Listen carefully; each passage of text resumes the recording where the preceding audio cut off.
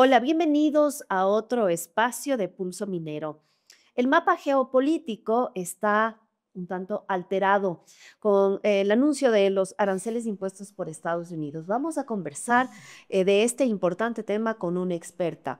¿Cómo puede el Ecuador enfrentar este nuevo panorama? ¿Hay ventajas que podemos aprovechar? ¿Cómo blindarnos de eventuales amenazas? Volvemos enseguida. Anécdotas, voces y minería responsable.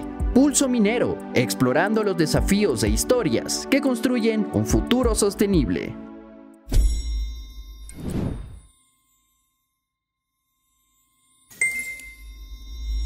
Me complace esta tarde compartir el set con Sonsoles García. Ella es abogada, tiene una robusta educación en temas aduaneros, en temas de comercio exterior y además hace relativamente poco tiempo ocupó la cartera del Ministerio de Producción. Sonsoles, ¿cómo ves tú ahora el mapa comercial del mundo? Bueno, muchísimas gracias por tenerme con ustedes esta tarde. Yo creo que definitivamente Trump ha llegado para patear el tablero y no, lo que vemos de la globalización no va a ser igual. Vemos que ya el mundo venía con trazas de desglobalización, es decir, tener tus cadenas de suministro más cercanas. Después de la pandemia vimos que el nearshoring, el friendshoring se convirtieron en los temas, los tópicos de moda, era lo que todo el mundo quería ver, ¿no? Si tú eras aliado de Estados Unidos, pues tener tus cadenas de valor cercanas eran súper importantes, pero estos últimos 5 años, desde que empezó la pandemia, hemos visto que el nearshoring se convirtió más que nada en una moda y tendencia, más que en una realidad.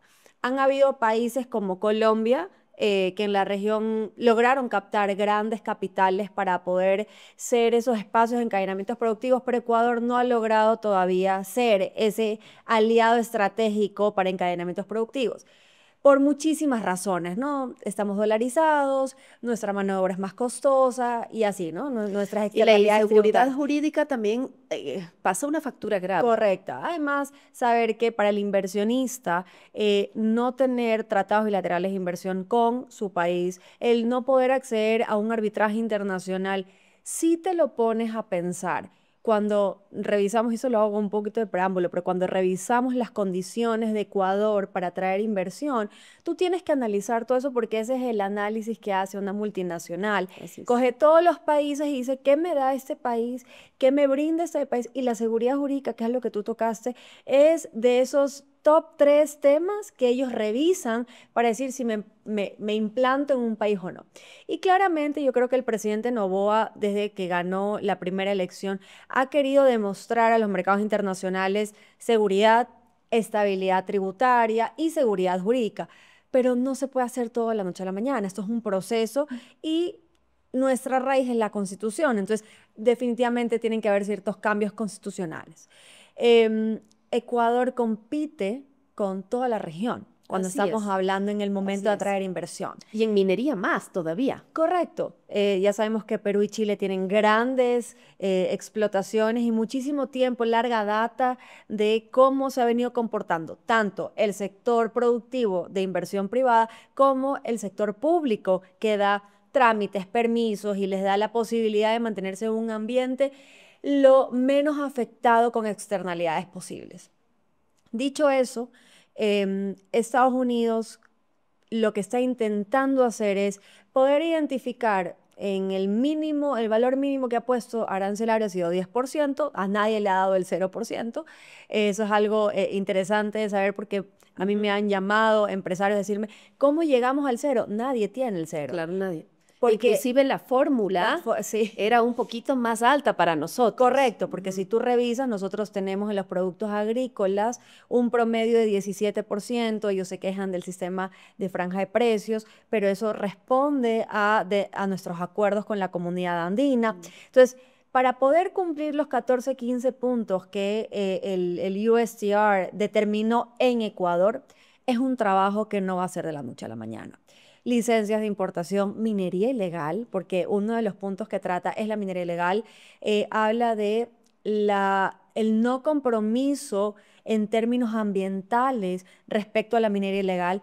ustedes lo saben y lo ven, yo en el mes de septiembre del año pasado tuve la oportunidad de ir a San Lorenzo, en Esmeraldas, y vi todos los ríos contaminados con mercurio. Y es una pena, porque tú ves que hay muchas poblaciones aledañas pues, que toman esa agua.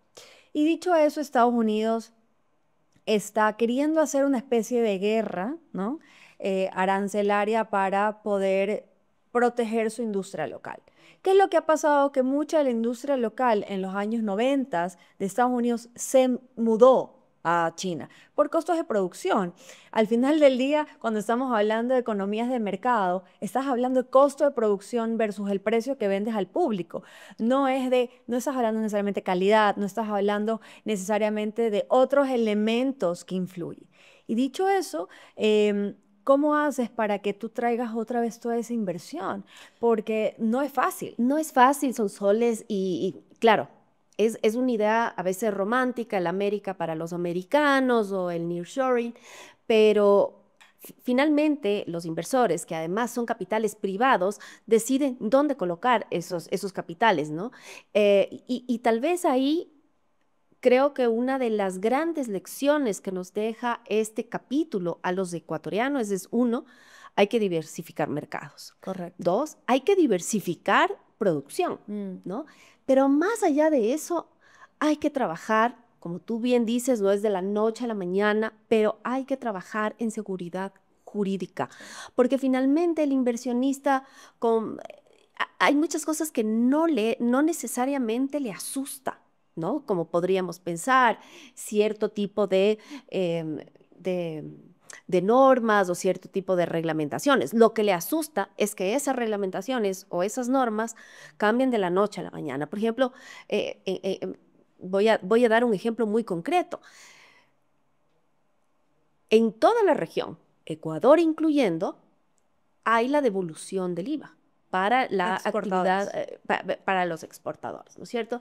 Para estas actividades. Ya se ha hablado algunas veces de eliminar ese beneficio, sobre todo para ciertas industrias. Esa decisión tomada muy a la ligera, pues puede representar unos cuantos millones de dólares en el corto plazo, pero en el largo plazo simplemente nos quitan del mapa y nos vuelven absolutamente cerrados a atraer nueva inversión. Entonces creo que más allá de lo puntual con referencia a los aranceles, creo que hay que hacer una reflexión más amplia y ver que, como tú dices, el mundo se está de alguna forma desglobalizando. Sí, y además que el año pasado el Banco Mundial sacó un informe donde establecía que habían 3 sectores en los cuales Ecuador tenía que crecer: turismo, agroindustria y minería. Entonces, ¿por qué no aprendemos las buenas prácticas de ciertos países asiáticos como Corea, que ellos hacen planificaciones a 10, 15 y 50 años? Entonces, ellos ya saben qué industrias van a crecer en los próximos años.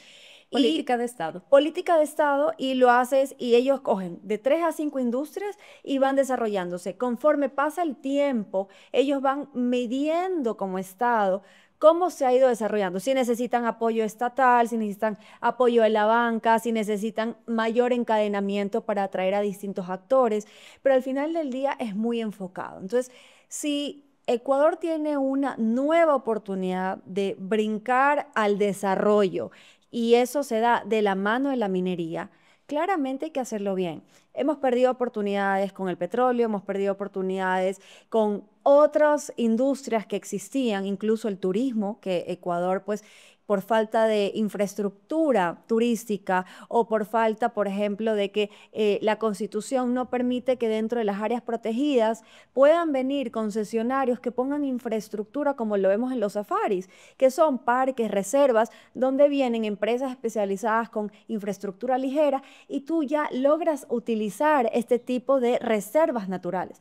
Pero en este momento vemos que Ecuador se vuelve cerrado y no le está dando la oportunidad al sector minero que requiere con todas las condiciones para ser competitivo. Vemos un interés gigante en Estados Unidos en el cobre por tema de semiconductores. Claro. Y vemos también a Asia muy interesado en invertir en Ecuador por el cobre. Entonces, hay que aprovechar y hay que entender que Ecuador, siendo un país tan pequeño, con grandes recursos naturales, Nosotros no somos ese país como Estados Unidos que tiene una población de 280 millones de dólares. Yo veo para adentro. Nosotros sí tenemos que mirar para afuera y no podemos desagregar o hacerle el feo a ninguno de nuestros socios comerciales, sea de una tendencia ideológica o de la otra, porque al final del día, pues yo creo que, y el presidente no ha sido muy claro, nosotros nos debemos a los ecuatorianos, ¿no? Y la política pública tiene que ser, como tú decías, una política pública de Estado. Yo creo que tú tocaste un tema absolutamente importante en estos momentos. Los minerales son en este punto geopolíticamente estratégicos. Se prevé un desabastecimiento mineral en los próximos años, ni siquiera en las próximas décadas, en los próximos años. Eh, Encontrar esas fuentes de aprovisionamiento mineral para las grandes potencias va a ser importante. Pero esas mismas potencias a veces están un poco reacias, o más bien dicho, las compañías privadas de esas potencias están reacias a venir al país por los temas de inseguridad jurídica. Es decir, de pronto estamos en un buen momento para hacer bien las cosas, alinear todas esas necesidades que tiene el mercado y sacar provecho y poder desarrollar la industria que tanto beneficio nos va a dejar. Sí, además que yo creo que todavía hay cierta deuda de la política pública respecto a la industria minera. Todavía no sabemos con certeza y claridad respecto a las consultas libres, previas e informadas. ¿Cómo va a ser? Sabemos que cuando uno va a hablar con el ciudadano de a pie, que está dentro de esos espacios, ellos te dicen, yo sí quiero crecer, como lo he visto en otros países, como alrededor de Lundin, cómo ha crecido la ciudad, la cantidad de empleos que se ha generado, porque eso no le puede pasar a mi ciudad, a mi provincia. Pero al mismo tiempo tenemos también pasiones que un poco distorsionan, y yo creo que el día de hoy, y yo creo que la Cámara hace un gran trabajo en eso, de poder informar y mantener informada a la ciudadanía, seas minero o no seas minero, de la responsabilidad social ambiental que se tiene en el momento de la extracción de los minerales. No es como vas y dinamitas y sacas el mineral, sino que hay protocolos, hay procesos que se siguen justamente porque ya se entiende que para poder sacar el mineral no necesitamos destruir todo lo que está alrededor, ¿no? Y hay que, mejor dicho, hay que conservarlo. Son fuentes de agua, son espacios donde viven los animales, donde hay agricultura. Entonces, hablando de cómo Ecuador puede posicionarse a nivel regional con los socios comerciales importantes, yo toco dos temas que tú hablaste hoy día: la diversificación de mercados. Claramente, el poder ya tener un acuerdo con Canadá es importante, más allá de que, por ejemplo, México no logramos todavía hacer acuerdos por diferencias ideológicas, pero Canadá tiene un acuerdo con México, entonces eso también nos puede permitir a través de semielaborados llegar a mercados mexicanos, a mercados norteamericanos. Y hablando de la diversificación de oferta, qué lindo sería que podamos tener una planta de beneficio en Ecuador donde salgan grandes procesos de oro, por ejemplo, porque yo estuve reunida con la gente de Emiratos Árabes y ellos decían, bueno, nosotros compramos oro y realmente no tenemos claridad muchas veces si el oro es de minería ilegal, porque no hay esa trazabilidad. Entonces, esa también es la parte donde la política pública tiene que entrar. Y si existe minería ilegal, ¿cómo vamos a afrontar desde la política pública? Claro. Y ustedes, desde el sector, que es el doliente, dices, vale, yo cumplo con las licencias, los permisos, el IES, el servicio de rentas internas, y tengo un competidor que no está en el mismo nivel de competencia. Ok, pero si entras a una planta de beneficio donde entra todo tipo de oro, sea ilegal o no sea ilegal, ¿cómo vas a hacer para que haya cierta compensación? Porque al final del día ese mineral ya salió de la tierra y va a parar en alguna parte. Entonces, ¿cómo hace el Estado para al menos retener algo de ese mineral? Claro, sin duda, hay un montón de desafíos. Bueno, en minería industrial, las plantas están en las mismas minas, ¿no? Pero sí, definitivamente ahí, tú bien lo has anotado, hay un gran signo de interrogación, ¿no? Porque definitivamente el oro ilegal está saliendo de una manera legal. Exacto. Entonces hay que ajustar como ya lo ha hecho el gobierno nacional, pero inclusive hay que ajustar más para asegurar la trazabilidad de los minerales, ¿no? Sonsoles, ¿qué oportunidades identificas tú con este nuevo tablero comercial? Bueno, yo creo que tener a Estados Unidos, que no es nuestro, no tenemos un acuerdo comercial con ellos, pero es un gran socio comercial. De hecho, en el año 2024 creció, si mal no recuerdo, casi un 20% y tuvimos una balanza comercial con un superávit de más de $2.000 millones, sobre todo porque el cacao creció en exportación como 170%, en cantidades y en valor. Maravilla saber que el mundo está comiendo nuestro chocolate. El chocolate ecuatoriano.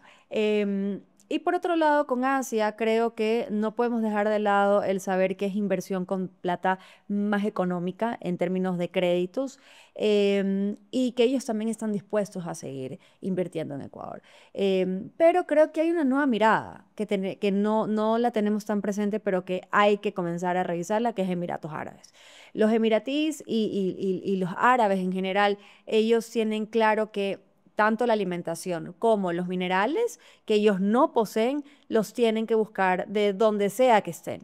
Entonces ellos están interesados en venir a hacer inversiones en Ecuador.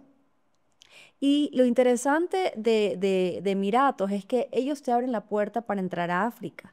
Y África es un mercado de más de 2.000 millones de personas, un mercado gigante. Entonces, si estamos hablando pues de productos agroindustriales, que son nuestra principal canasta de oferta, yo te puedo decir que tenemos un potencial enorme, porque África, sobre todo, a pesar de que en ciertas partes tienes buen suelo, no ha logrado llegar al nivel de producción agroindustrial que Ecuador, por ejemplo, sí la tiene. Y el mejor ejemplo de eso es el cacao.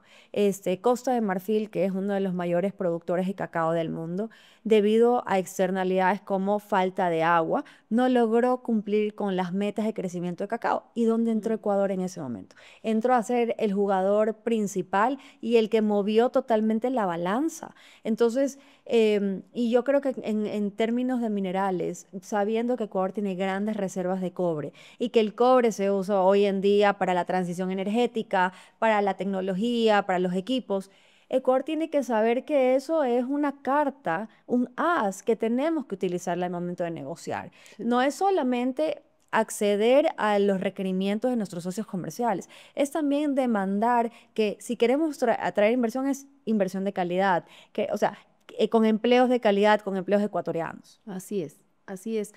Nos ha quedado corta esta conversación, Sonsoles, pero bueno, además de agradecerte, comprometerte a nuevos y futuros espacios, más allá de la coyuntura de los aranceles, creo que el mundo siempre está jugando a esta... a poner las banderas, ¿no? Sí. En distintos continentes. Y bueno, así es el panorama que se nos presenta y los ecuatorianos tenemos que aprovechar de esas condiciones y tenemos, tú bien dices, tenemos un montón de recursos. Tenemos la agricultura, tenemos los minerales, tenemos pues el turismo también para sacar adelante este país. Gracias, Muchísimas Sonsoles. gracias por tenerme.